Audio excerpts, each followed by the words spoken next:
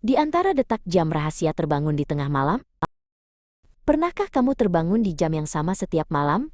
Saat dunia sedang terlelap dalam selimut sunyi, matamu tiba-tiba terbuka lebar, menatap langit-langit kamar yang gelap. Kamu merasa sendirian, namun seolah ada sesuatu yang mencoba memanggilmu dari kedalaman diri. Liora sering mengalami hal ini.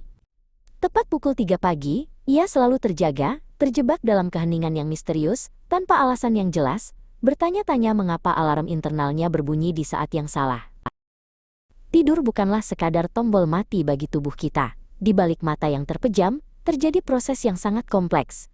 Arka, sebuah manifestasi tenang dari kesadaran Liora, muncul di sudut kamar.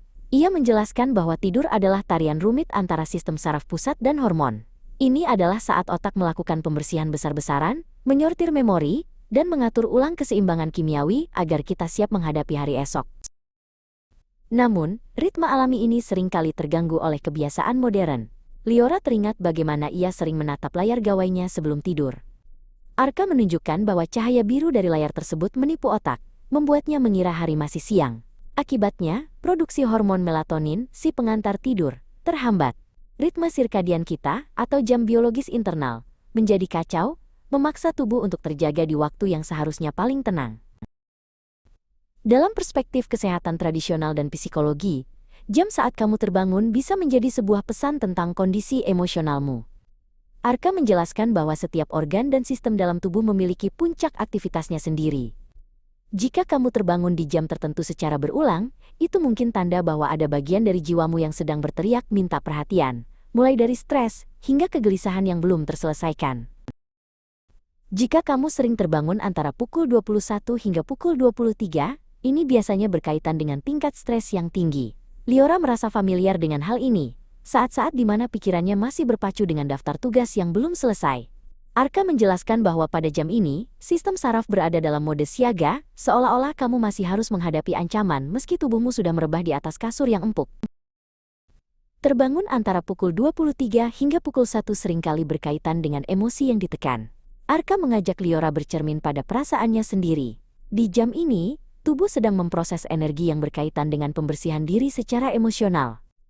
Jika ada amarah, dendam, atau kekecewaan yang kamu telan bulat-bulat sepanjang hari tanpa sempat diungkapkan, energi tersebut akan memicu terjaganya kesadaranmu. Pukul 1 hingga pukul 3 adalah waktu krusial bagi otak untuk meregulasi emosi dan menyusun memori.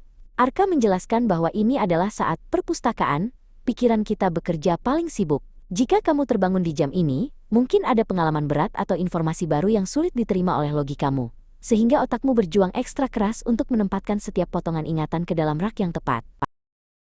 Bagi Liora, terbangun antara pukul 3 hingga pukul 5 adalah yang paling sering ia alami. Arka menjelaskan bahwa periode ini sering dikaitkan dengan kegelisahan atau kesedihan yang mendalam. Di jam-jam sunyi ini, pertahanan mental kita berada di titik paling rendah. Perasaan-perasaan yang paling jujur dan rentan seringkali muncul ke permukaan, membuat napas terasa lebih berat dan hati terasa lebih hampa. Menjelang pagi, antara pukul 5 hingga pukul 7, terbangun di jam ini menandakan beban pikiran tentang hari yang baru. Arka menunjukkan bahwa ini adalah manifestasi dari ekspektasi dan kekhawatiran masa depan. Tubuhmu sudah memproduksi hormon kortisol lebih awal, menyiapkanmu untuk bertarung, menghadapi dunia, bahkan sebelum matahari benar-benar menampakkan sinarnya. Arka menekankan satu hal penting, sepertiga awal malam adalah waktu yang paling berharga. Disinilah tubuh melakukan pemulihan fisik yang paling dalam. Jika kita kehilangan waktu ini karena stres atau gangguan cahaya, sistem kekebalan tubuh dan metabolisme kita akan ikut terganggu. Tidur bukan sekadar durasi, tapi soal kualitas dan penghormatan terhadap ritme alami tubuh kita. Arka mengingatkan Liora bahwa terbangun di jam yang sama bukanlah sebuah kutukan atau gangguan teknis semata. Itu adalah undangan dari diri sendiri untuk berhenti sejenak. Dengarkan apa yang coba disampaikan oleh hatimu, bisik Arka. Dengan memahami sinyal ini, kita bisa mulai melakukan langkah-langkah kecil untuk menyembuhkan emosi dan memperbaiki pola hidup kita. Malam ini, saat kamu kembali merebahkan diri, perhatikanlah detak jantungmu. Jika kamu terbangun lagi di tengah malam, janganlah takut. Gunakan waktu itu untuk bernapas, mengenali emosimu, dan berdamai dengan pikiranmu. Bersama langkah kecil, mari kita belajar untuk lebih peduli pada diri sendiri. Sekarang, coba ingat kembali, di jam berapa biasanya kamu sering terbangun? Bagikan ceritamu di kolom komentar ya.